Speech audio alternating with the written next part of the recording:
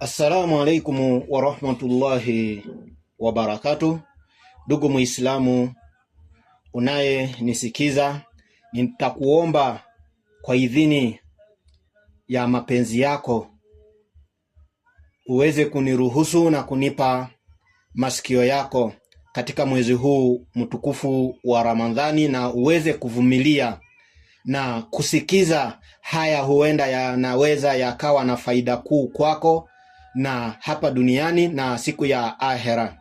Yanaweza yakakosa faida yoyote kwako sasa hivi kwa hii dunia, lakini akhera inaweza ikawa bora zaidi na kukusaidia kama wewe ndugu Muislamu. Siku ya leo ndugu Muislamu, tutazungumzia kipi kinaweza kikafanya Ramadhani zako zinaweza zikafutika, ama yani baada ya Ramadhani, ama kinaweza kikasababisha amali zako zote zikafutika, iwe uko katika Ramadhani au iwe si wakati wa Ramadhani. Tutajifunza, na ili tuweze kuendelea zaidi, ndugu mpenzi, usisahau kusubscribe, hiyo nayo na kuomba kwa niaba yako. A'udhu billahi minash shaitanir rajim. Bismillahir rahmanir rahim. Kul hal nunnabiukum bil akhsarina amala. Je, tukuambieni waliopata hasara kubwa katika amali zao? Hakika hasara kubwa si kupoteza mali tu. Unaweza kuswali, kufunga, kutoa sadaka, lakini ikiwa mtu unafanya hayo yote kwa ajili ya ria ama kujionesha wewe, kwa hakika ria, ikiwa ni kwa ria au unafiki, amali zako kwa hakika zinaweza zikafutika zote, na ukafanana na yule mtu ambaye hajafanya lolote njema lolote.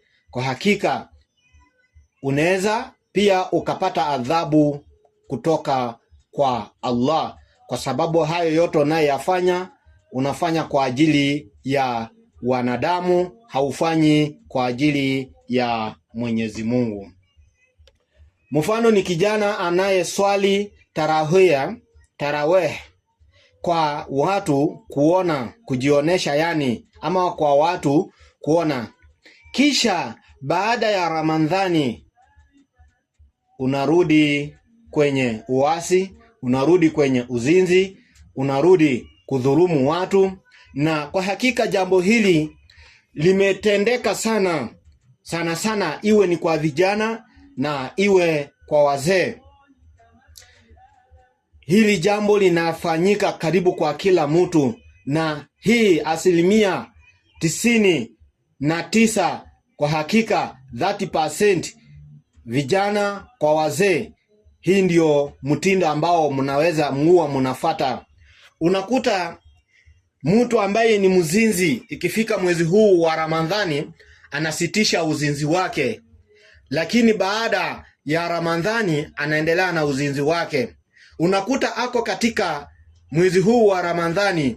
Ndipo nimekuambia usipochunga yale unayeyafanya kujionesha kwa sababu ya mwezi wa Ramadhani, unasitisha uzinzi kwa sababu ya mwezi wa Ramadhani, na baada ya Ramadhani kuisha, na ni Ramadhani ya siku 30 tu, yani ni kama saa umefikia katika ufalme wa mbingu, wewe ndio umefika katika jana. Na hiyo ni kama ndio mwezi huu wa Ramadhani ndio mwezi wa kuchimba thawabu za kupeleka mtu peponi. Yani unafanya machafu kwa muda wa miezi 11, unafanya uzinzi, unafanya dhuluma, unafanya machafu yote yanayomkera Mwenyezi Mungu.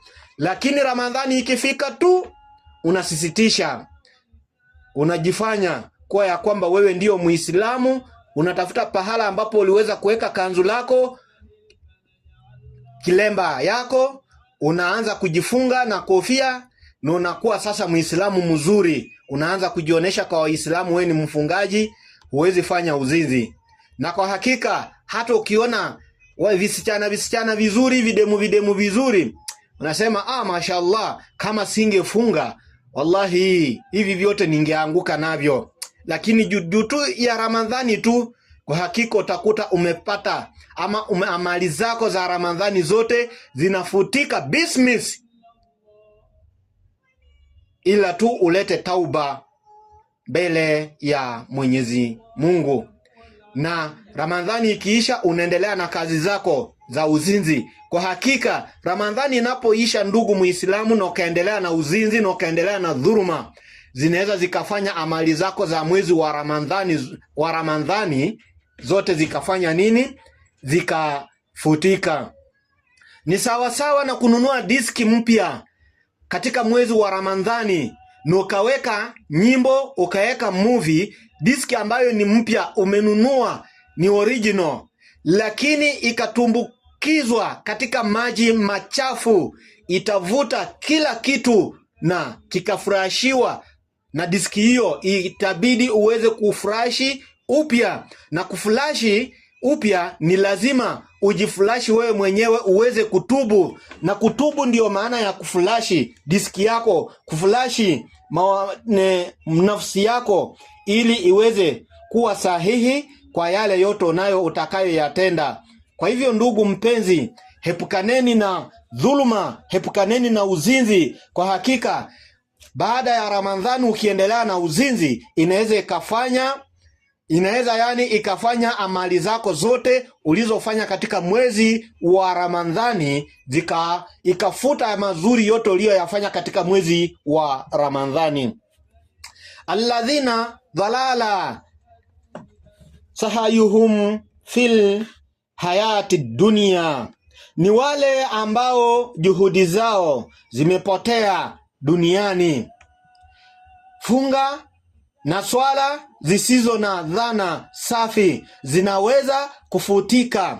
Waliopoteza juhudi ni wale waliokuwa wakifanya mazoezi ya ibada kwa kujionesha wakati wa mwezi wa Ramadhani, au kwa tamaa ya riba au ya macho mbele, au kufanya mbele ya macho kwa watu, kujionesha ili waweze kufanya nini? Kusifiwa. Kwa hakika haya yote uliokuwa unayafanya mbele ya dunia, mbele ya macho ya watu, yanaweza yakafanya amali zako zote zikafutika. Hii inatufundisha kuwa ni nia ya moyo inayoamuru thawabu.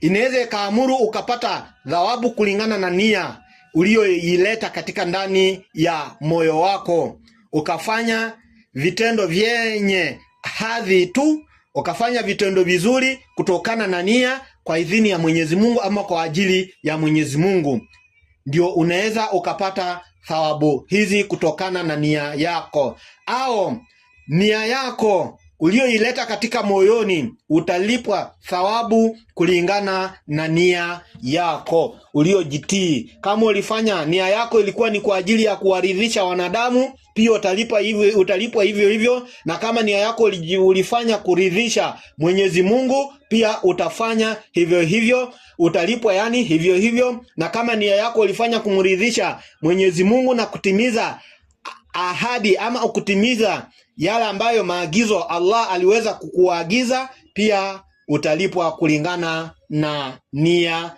yako. Na kila jambo huwa hulipwa na nia ya mtu. Wahum yahsabuna annahum yuhsinuna sun'a, wanadhani watatenda mema. Hatari kubwa ni kujiona kuwa uko sawa wakati uko mbali na Allah. Uko mbali na Allah katika vitendo unavyovifanya, uko mbali na Allah, uko mbali na maagizo ya Allah, lakini unajiona kuwa ya kwamba unadhani kuwa ya kwamba unatenda mema, kumbe ni yale mema yatakayofuta amali zako na kutumbukisha katika moto wa Jahannam. Hii ni hali ya mtu kushindwa kutambua unafiki wake ulioko ndani ya nafsi yake, ulioko ndani ya mwili wake, ulioko ndani ya moyo wake. Ndipo nakuta mtu anapofanya machafu anadhani kuwa ya kwamba anatenda mema, anadhania kuwa ya kwamba anatenda vitendo ambavyo ni vyema. Mfano wa mzee anayetoa sadaka kubwa wakati wa Ramadhani, huo ni unafiki. Lakini yani mtu anatoa sadaka kubwa wakati wa Ramadhani, lakini Ramadhani ikiisha anaanza kutesa mayatima, anaanza kudhurumu wanyonge, anaanza yani kudhurumu watu wanakosa kupata haki zao kama viongozi. Kwa hakika mtu huyo ni munafiki, lakini hatambui kuwa ya kwamba hatambui unafiki ulioko ndani ya kifuani mwake, ama ndani ya mwili wake, ama ndani ya moyo wake. Kwa hivyo ni vyema muweze kuepukana na mambo kama hayo, yanaweza yakasababisha tukapata hasara katika siku ya Kiyama. Abu Huraira radhiallahu anhu alimsikia Mtume akisema, kara Rasulullahi sallallahu alayhi wasallam, man sala wa samaa wa ata wa sanaa wajhahu lilnas lam ya'khudh minhu shay'an illa Allahu an-nar. Kijana aliyeswali, kufunga, kutoa sadaka, lakini kwa nia ya kujionesha mbele ya watu, Allah hata mkubali na thawabu yake inaweza kuwa moto wa Jahannam. Mtume ama Abu Huraira aliweza kumsikia Mtume akisema, mtu yoyote atakayefanya kitu, kutoa sadaka kwa ajili ya kujionesha, kutoa ufadhili kwa jamii kwa ajili ya kujionesha, kutoa misaada yoyote kwa kumsaidia mjane, kumsaidia yatima, kumsaidia wanyonge, lakini ni kwa ajili ya kujionesha, kwa hakika thawabu za huyu mtu atapata moto wa Jahannam, ama thawabu zake zitakuwa ni moto wa Jahannam. Kwa hiyo ndugu Muislamu unayenisikiza, riya inaweza kufuta ibada zote, na Ramadhani si tamasha la kujionesha, na kila amali lazima itendeke kwa moyo safi kwa ajili ya Allah, sio kwa ajili ya wanadamu. Kwa hivyo ndugu mpenzi unayenisikiza, tuweze kuepukana na haya machafu, tuweze kuepukana na mambo ambayo yanaweza yakafanya wema wetu ama mazuri yetu tunayeyatenda yakatupelekea kupata thawabu za Jahannam. Allah aweze kutuepushana, na Allah aweze kulainisha nafsi zetu, mioyo zetu ziweze kuongoka, na tuweze kufata njia iliyonyooka, na atuepushane nafsi zetu kwa wale waliopotea, na atuweke kwa waja wake aliyewaongoza kwa idhini ya mapenzi yake. Usisahau kusubscribe, kulike na kushare Mawaidha Media by Sheikh Abraham Wekesa. Wa hadha, assalamu alaikum wa rahmatullahi wa ta'ala wa barakatuh.